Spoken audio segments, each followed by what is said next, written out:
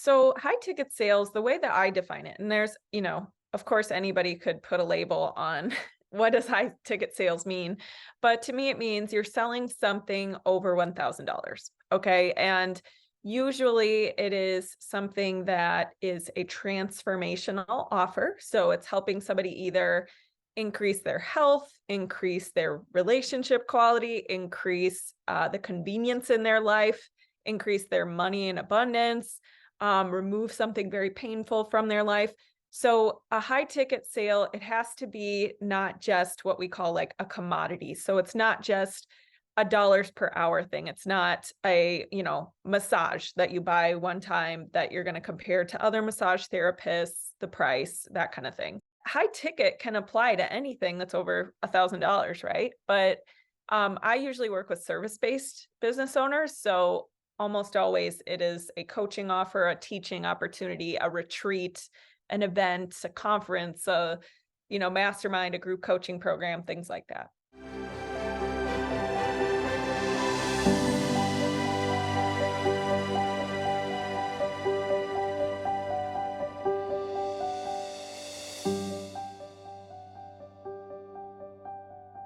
Hello and welcome to Create Your Life. My name is Simone Leah and I am your host, and I am so excited to be here with you guys today because today I had the absolute pleasure of having the phenomenal Hailey Rowe on the show. Now, Hailey Rowe is a sales and marketing coach and consultant, and she also has her own podcast show, the Health Coach Nation podcast. So she was the perfect person for me to talk to today about high ticket sales. In today's episode, Hailey breaks down what a high ticket offer actually is and what that can look like for you, how you can create something for your business that is a high ticket offer. We also talk about the sales process for high ticket offers and the marketing required for high ticket offers, doing a little bit of a dive into LinkedIn as well, just to share her wisdom there, because that's a platform that she uses. And I know a lot of us, we tend to only stick to one or two platforms, and generally it's not LinkedIn. So we did a little bit of a dive there as well, which I think was just phenomenal to hear her take on LinkedIn and why she spends her time there. So today's episode is amazing, and I know you guys are going to get so much value out of it. If you are someone who wants to put together a high ticket offer, I highly recommend this episode. Hello and welcome to Create Your Life. My name is Simone Leah and I'm your host, and I'm so excited to have Hailey Rowe here today, who is a marketing and sales coach consultant, and she will be talking about high ticket sales with us. So hello Hailey, how are you today? I'm good. Thank you for having me. I'm excited to talk about this topic because I know it's something that a lot of people either struggle with or want to learn more about. Yes, I'm super excited to talk to you about this topic because it seems to be one of those buzzwords at the moment: high ticket sales, high ticket sales, high ticket sales. So it seems to be everywhere. So I'm super excited to dive into this. But I do need to start with the age-old question for my show, which is, what does creating a life you love look like to you? Yeah, so to me, it looks like being able to do whatever you want, whenever you want, and really having that freedom. And I also think it's all about your mindset and being able to realize your thoughts create your feelings, which is super empowering.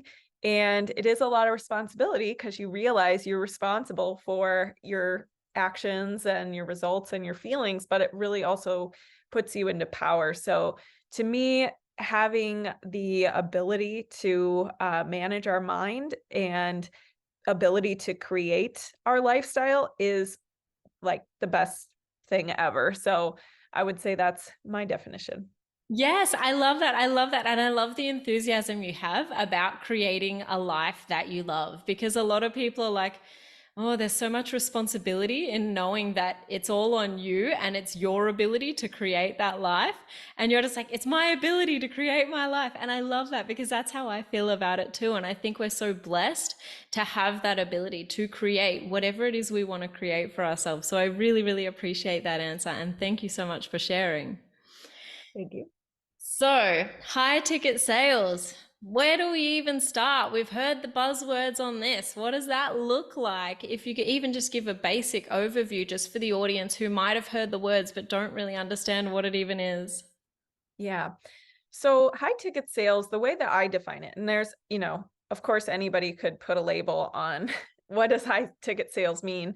But to me, it means you're selling something over $1,000. Okay. And usually it is something that is a transformational offer. So it's helping somebody either increase their health, increase their relationship quality, increase the convenience in their life, increase their money in abundance, remove something very painful from their life.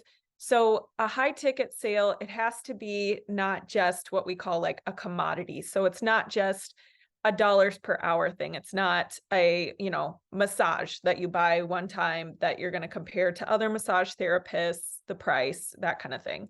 And as far as how high ticket sales really works, it does require a little bit more marketing, building trust, a sales process that answers the common questions and objections, et cetera, compared to if you were going to make a no-brainer purchase for like $5, like a need like toilet paper or something like that, right? So it is a little bit different in how you position it, how you promote it, how you sell it. But that is what a high ticket sale is. I love that. Thank you so much. And I love that you're saying about the process as well, that it is a transformation and it is a transformation based on the result as opposed to the hours spent. So I really love that because I think a lot of people just go high ticket sales. I can just build something and apply it to everyone, but it doesn't necessarily work like that because everyone is different and you are paying for that transformation, which is really a beautiful concept, I feel. What sort of forms can high ticket sales be? Can they be courses, masterminds? What sort of form can they take? Yeah. So it could be private coaching. So it could be a 6-month private transformational coaching package. It could be a group coaching. It could be a mastermind. It could be a digital course. It could be, a product, but it has to be something that is a product that people will value, obviously. So high ticket can apply to anything that's over $1,000, right? But I usually work with service-based business owners. So almost always it is a coaching offer, a teaching opportunity, a retreat, an event, a conference, mastermind, a group coaching program, things like that. Yep, I love that. I hadn't even thought of it as events or retreats. Like that sort of thing is high ticket as well. Like, yeah, I literally hadn't even thought of that myself. So I love that you have given us all a little bit more clarity around that.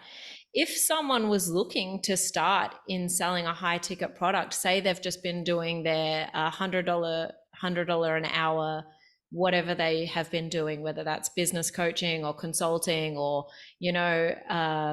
some sort of service based thing, how would they go about creating their high ticket offer? Yeah. Well, I think there's a couple things. The first thing is you need to make sure you understand what your target audience, what problems or dream outcomes would they be willing to pay to solve? Because it's one thing to say, I do coaching and it's $150 an hour or whatever. It's another thing to say, I help you, drop the last 10 pounds for good this time, or I help you prevent a divorce or, change your marriage so that you guys never blah, blah, blah, or you no longer are experiencing XYZ.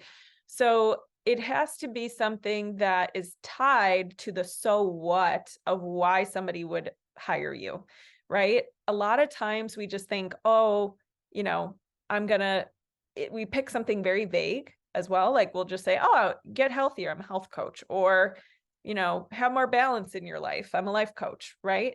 But we have to get a little bit more specific to be able to stand out and to be able to communicate the value of what we do. Because in order to make a high ticket sale, the value perception from your audience has to be bigger than the price.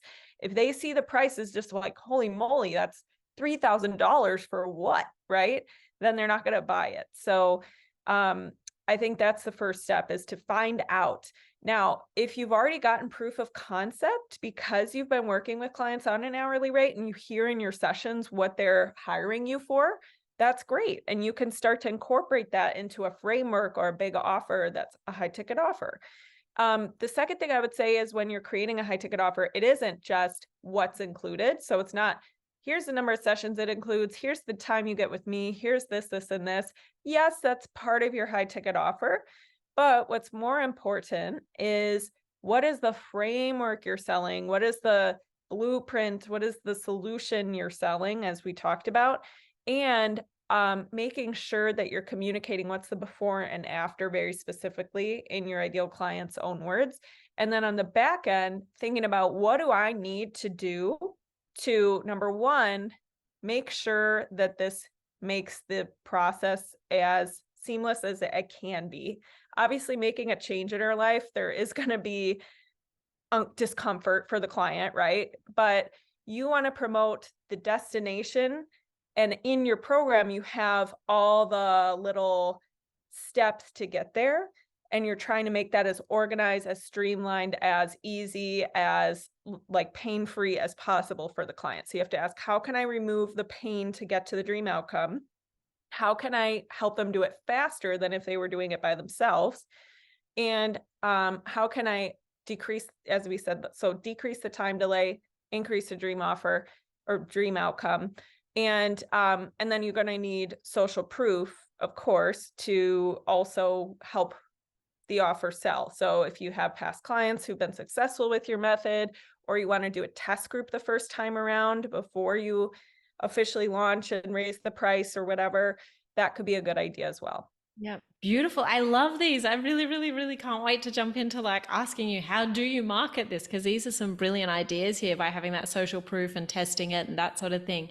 But I would love to know, is there any rules around creating this? Like, for someone who could be looking at health transformation, should they be sticking to 3-month mastermind, or can they do a 12-month complete transformation? Or, are there any sort of rules to what you create? Like, how do you go about creating that framework?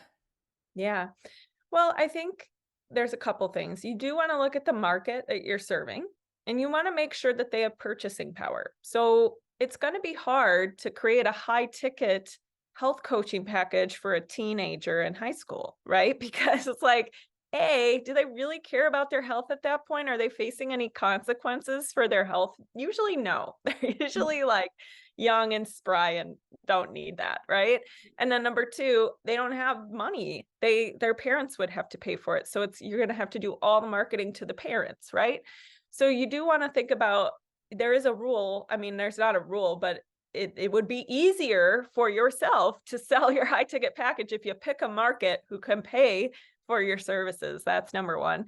As far as the other rules go, I think that you're going to have to have more, you have to have confidence and conviction in what you're selling. So if you don't feel like you have the experience yet, or you really don't know what your clients want and need from you yet, I think that you should work your way up to high ticket. I didn't start right off the bat.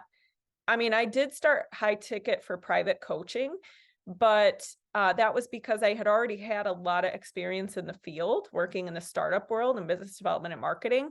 And even then, I was still, charging a lot less than I knew what it was worth, because I wanted to get that experience. I wanted to get those case studies, things like that. So you have to be totally sold on your offer. And then I think the other thing is, you want to make sure you have something that stands out. So when we talk about a framework, what I really mean by that is, rather than saying, like, if you think about it, I help you go from blank to blank, and I do that through, XYZ tools. You want to think about, could there be like an acronym or a 3-step process you use, or like a something that can explain what you do in a way that's very tangible and memorable and allows you to stand out. So that would be something like, I have what I call Grow Your Business the Fast Way, and it's an acronym, and it stands for followers, action, sales, time management, and transformation. And I go through more of that when I'm on discovery calls with people about how that applies to their business and what they're trying to do. And obviously coaching is customized. So that's the other thing. People get worried about making their high ticket offer because they're like, but every client's different. I can't have one main offer. And the truth is, you can customize. If you're doing high ticket, you have the ability to, and the time freedom because you're charging enough to be able to customize it, but the framework can still apply and still be adapted to whatever the needs are of the client. Mm. Um, and or you can add and take away as you need, but you have that backbone that helps you stand out and helps you be memorable. I love that. I really love that you say that you can change the program or the framework for each client, because I do feel like a lot of people, they do get stuck into this rigid, it's a 12-week process, that's all it is, that's where we're at. And they lose people who could be completely transformed because that's not necessarily going to work for them in that format. And if you can just adjust a couple of things, it could be the thing that changes their lives. So I love that you're saying you can adapt and play with it as you go, because you do have that space to do that. So I really appreciate that. What does the journey of getting to high ticket look like? You said with your journey, you started off obviously high ticket in some areas, but not in other areas. What can the high ticket journey look like for people getting started? Yeah.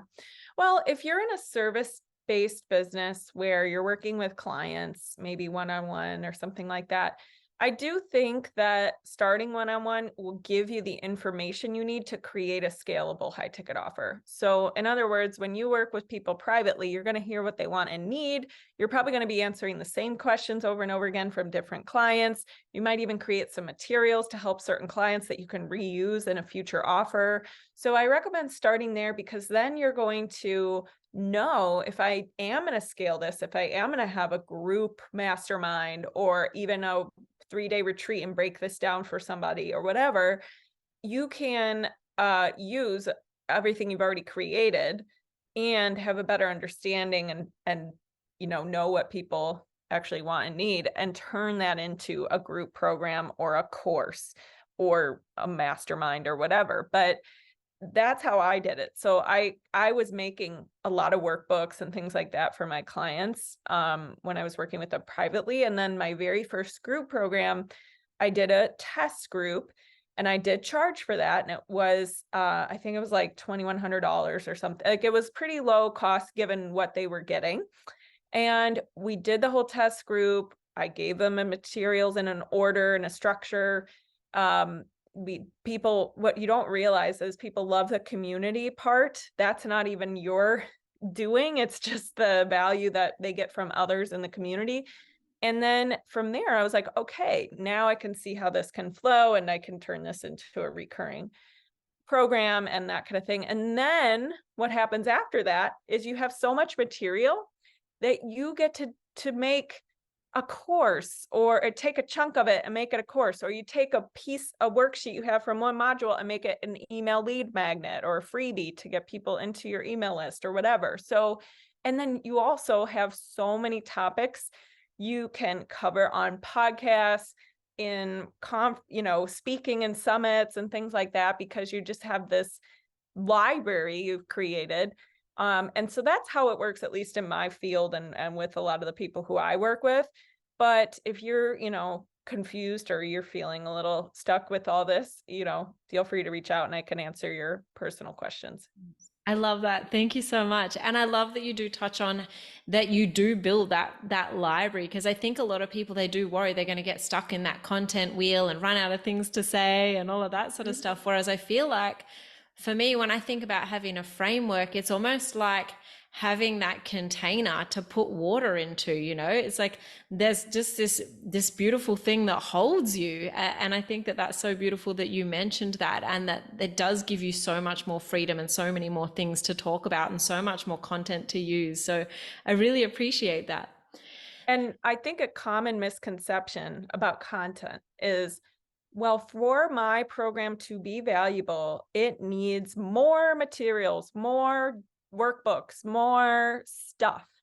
And the truth is, the stuff is not what gives value. Okay. So, like, for example, it would be more valuable for you to incorporate into your offer something that's done for you. Like, I do a service called LinkedIn Lead Gen, which is a done for you service. We send the connection requests out for our clients. We do the targeting for them, et cetera, et cetera. And it saves them a lot of time. It doesn't give them all these materials they have to sift through, et cetera, et cetera. So think about how can I actually remove steps, make it shorter?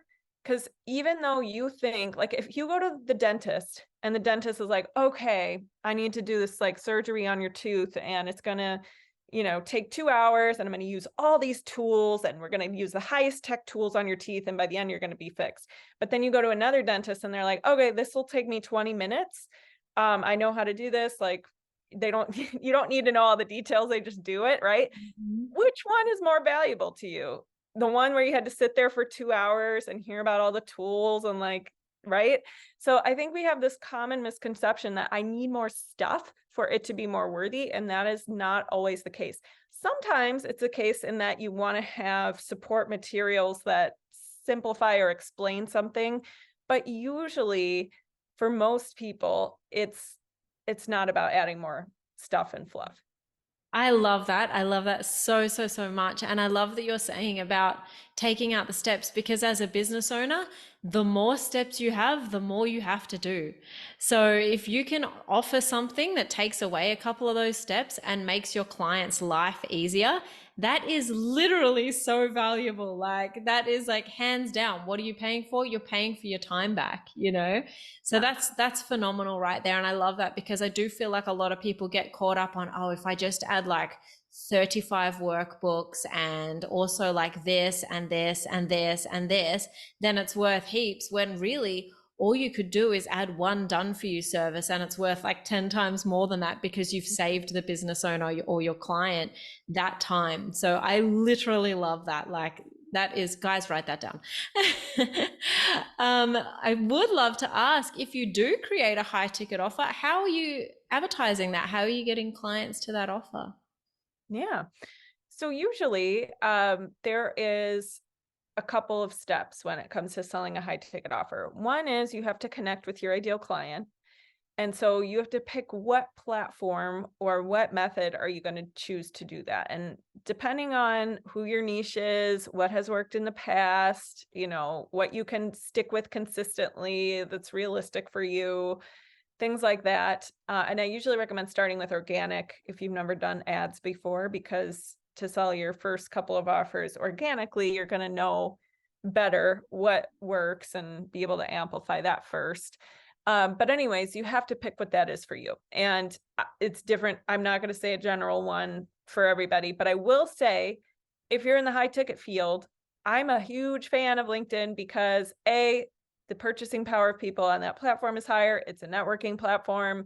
It's very easy to use. It's low maintenance, etc. But there's other, like, I have clients who do a lot of in-person speaking and networking events. I have some clients who utilize Instagram. I have some clients who just do partnerships and collabs. So there's a million different ways to connect with your ideal clients as an audience.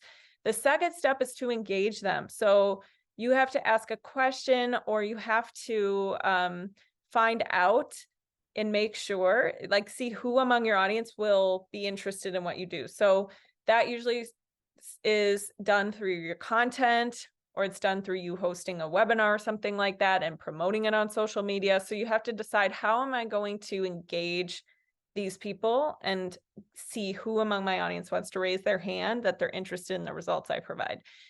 And then you want to do a pre-offer. So that would be your webinar, or it would be your lead magnet where they just join your email list.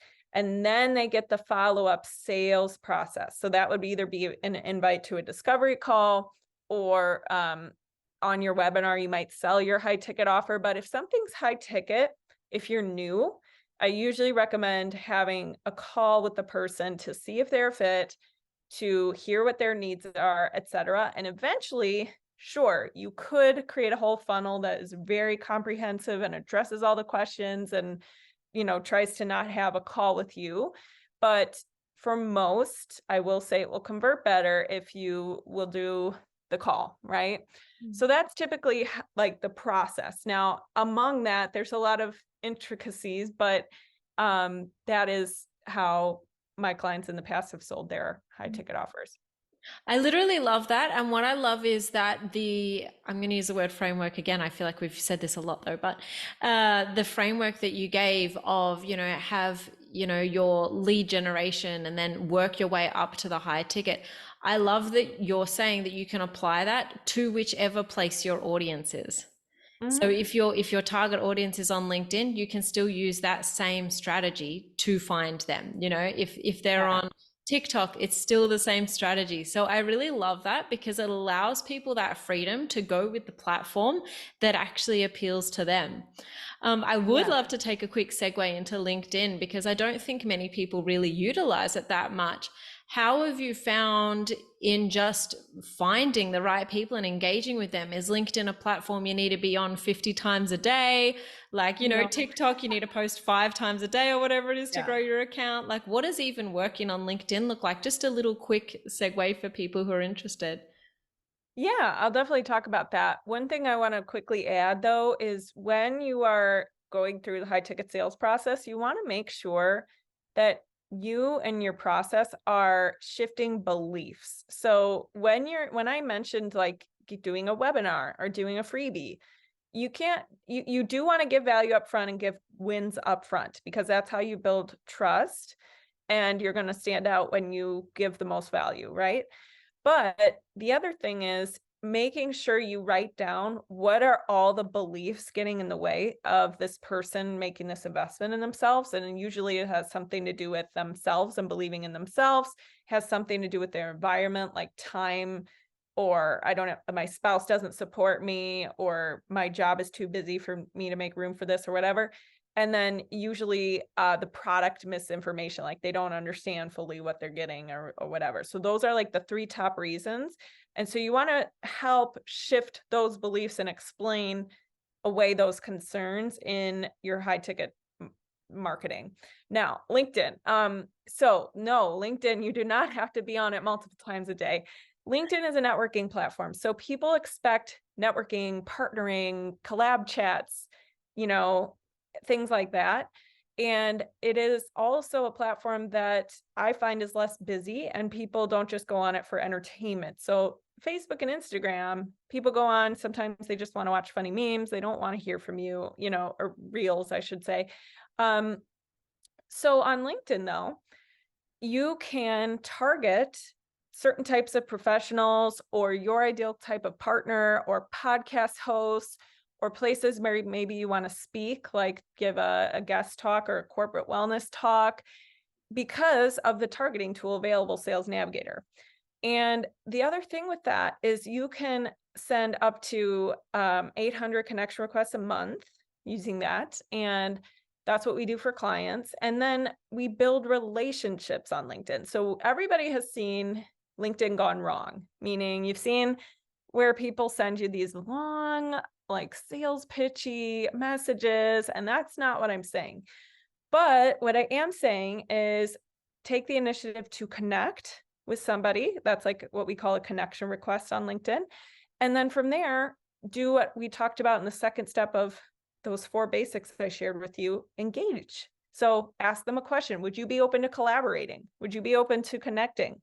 What kind of content would be helpful for you to see on my LinkedIn when it comes to blank, blank, or blank? If there's somebody who's in your network, who's already accepted your connection request. So it is a platform where it's just more direct, which I like, and you can build relationships on it, which is the most powerful way of marketing, in my opinion. And I've met people who I've partnered with and done, guest webinars with. I've met people who have been on their podcasts. I've met clients on LinkedIn. I get regular discovery calls from LinkedIn, which is why I'm so passionate about it for my clients as well. So there's just a lot of different ways you can use it, but it's something where you batch it, meaning just log in once a week to answer all your messages, and that's it. You can post a little bit, you can repurpose other posts, but it's not one of those platforms where you have to be posting all the time to see success from it. Yeah. I love that. I love that. I love that so much. Oh, so many things. So I love that you're saying you can just batch it. That's great because that speaks to the time. And I love that you're also saying you can repurpose. So if you're using that, some of your content on Facebook or Instagram, you can just repurpose that straight to LinkedIn in a batching way, as you've said, as opposed to you just logging in every day and being like, all right, 5 hours on LinkedIn, 3 hours on TikTok, 12 hours on Instagram. I love that what you're saying is something that sounds like it can fit into people's actual business lives. Yeah. And I also love that you're saying the importance of building connection. And I do think when you're selling a high ticket product, that connection is so, so important. Like, I think that's such a huge thing that people don't even think about, you know? Now, if you are someone who's putting together a high ticket offer or something along those lines, would you recommend them having a product suite? Obviously, they've got their lead magnet or their freebie or whatever they've got. Would you say that someone who's working at that more high ticket level has multiple offers that they're doing? Like maybe they do have a course, maybe they have a $50 product, maybe they have a $5 product, and then they also have their high ticket product, or are generally people just having one or two things in that sort of area? I recommend for most people to have a high ticket offer and then have a low end entry level offer that's a scaled back version of the high ticket offer. So it's not even two separate, completely different offers. It's pretty much one main offer that's everything, and then maybe a pared down version of it. So that's a good way to stay focused as an entrepreneur, because I also see people who get so confusing in their marketing because they're like, I have, 5 million different offers. And that's cool. You can definitely build up to that. And I've built up to more offers as I've been in business longer and longer. But I don't recommend starting out with that because it can give you a lot more clarity to just be like, okay, I'm going to like execute on this and get people in the door and know how to do this. And then I can and optimize it and make sure it's really good. And then I can add more things or do other stuff. So I usually recommend only having two main offers. Yeah. I literally love that because I do agree with you. I feel like people get bogged down with let's make this thing, let's do this thing, let's make this thing. And then they're like, I don't even know how to market any of these things and I don't even know what to do. And so I really, really appreciate you saying that because I think it's so important for everyone at home to maybe not necessarily overcomplicate where Mhm. they're starting at, and just kind of take notice and go, all right, well, if I was really to do something, yeah, okay, this is what I want to put together on a high ticket level, and this is the scale back version. I'm just going to focus on these and get these two really rolling before I even bring in anything else. So I literally love that. I think that is an amazing piece of advice there because people do get caught up in so many things. I would also love to ask as well, if someone was getting started in high ticket sales, what would be your 3 top tips for them? Ooh, okay. 3 top tips. Number one, learn sales, learn the skill of sales. So for Yeah. most, it's going to be discovery calls. So practicing what is the structure of a discovery call, going through somebody's vision, their pain points, what they've tried in the past, why has or hasn't it worked, what do they want going forward, recap and listen. It's a very much a listening process. It's not a, hey, I'm going to read to you this long script and talk the whole time on this call. That's not how we do sales. And then share your framework or invite to that process if they want. Go through how it applies to them and their dream outcomes, and offer your, dream outcomes of your program, then the features, and then the price. And making sure that you're overcoming objections or coaching. I should call it coaching through objections because it's really not like having a canned response. It's asking open-ended questions to hear why is somebody not making this decision for themselves, and is it right?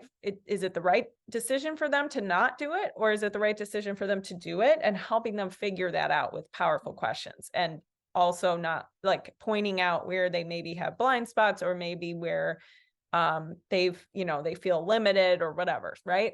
So that just side note, like learning sales is number one tip. Number two is to put some thought into what I have a thing in my program called the program pitch worksheet, and it takes you through understanding your offer. Because I think a lot of people like they come up with something, but they like forget what their price is. They don't even know like what they're selling very well. So going through what is the benefits of your offer? How long is it? What's the before and after? What are the FAQs people will probably ask you that you need to answer? What's included? Who is this for? Who is this not for? How is this delivered to the client? All that kind of stuff, figure that out. And then the third tip is to stick with it. I think a lot of people get shiny object syndrome, or they get one no, and then they think, oh no, I have to change my offer. It's wrong. The truth is, you're going to have rejection and you're going to have no's, and you got to find out why you're getting the no's. And if it's something that, is addressable, sure. But if it's just that they're not a fit and it's not your target audience or whatever, then you just have to stick with what you have. And there will be people who it is a slam dunk offer for. I literally love that. I love that as well. And I think that 1 and 3 kind of apply a little bit together in what I'm about to ask next is, if you are obviously going through the sales process, how do you know whether it's an issue with your sales process, or if it is just they're just not right for the offer? Like, how does it work with Yeah. conversion rates and knowing that sort of thing as well? Sorry to digress into something else there. Oh, this is a great question. So, first of all, you should know that the standard in a standard, now it's different for everybody, of course, but there's a standard sales cycle for a high ticket offer, and it's usually at least 90 days. So somebody's going to think about it. They're going to be toying around with what they might be able to do to solve whatever problem they have. And within 90 days, they'll probably make a decision. So that's something to know, that you're not just going to launch this high ticket offer right now and have like 40 people your very first time ready to go. Like, they need to be nurtured, understand who you are, what you do, have trust, etc. So there's that. Second, they say 20% or more is a good conversion rate for high ticket sales discovery calls if you pre-qualify them. If you're just in the phase where you are getting out there, this is your first time, you might want to increase your frequency of calls first without pre-qualifying, just to understand your target audience and make more offers. And get practice. So I actually think even if you have a lower conversion rate than that, I still would be doing that, because you're going to get so much better at this process if you do that. And then the other thing to keep in mind, or I guess, well, what was the original question again? Let me make sure I'm not going off on a tangent. It's all right. Understanding whether or not there's a problem in your sales process Oh, and your yes. conversion rates. Okay.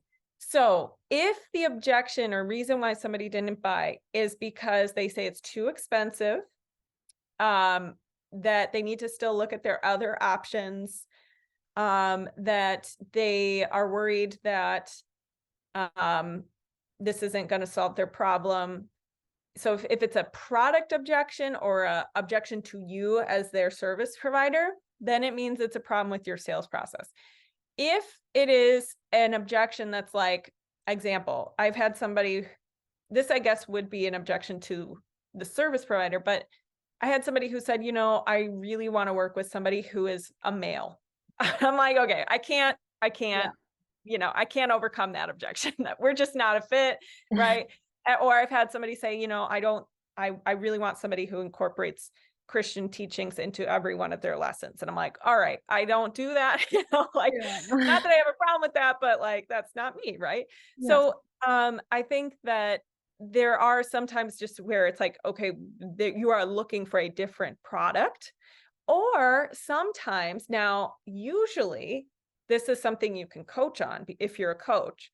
If somebody has an objection about themselves, so in other words, they think, I have never been able to stick with anything, you would be able to share why your program is more accountability based, if it is, and why people who've thought that before have been able to still do it, et cetera, et cetera. But sometimes the person themselves either needs therapy, or is not in a place where they can make this decision for themselves, and or they are not problem aware enough to where it's too hard for you to have to, you know, deal with that, right?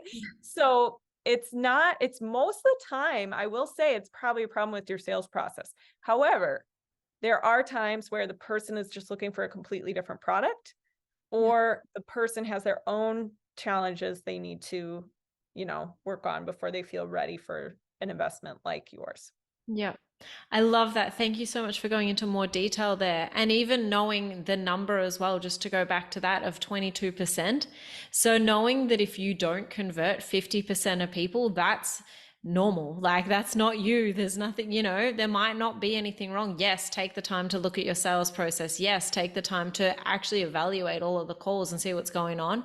But also, if you're converting at 25 to 30%, you're still Yeah. above average. So I think that that's another thing as well, because people can sometimes be a little bit like, well, I'm not even converting half the people I talk to, Mhm. So I love that you mentioned that, and you mentioned what to look out for as to whether it is a actual you process or whether it's something to do with the client themselves. So I love all of this. Now, Mhm. if someone was looking to get into high ticket sales, what sort of resources would you recommend for them? Yeah.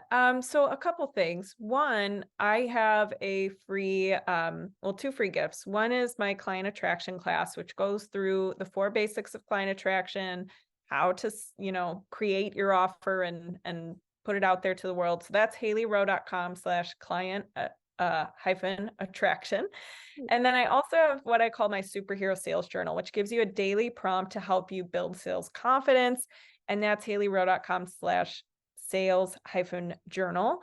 But other than that, I will say podcasts can be a great resource. You could search high ticket sales or sales, and you will probably see a lot of things that come up.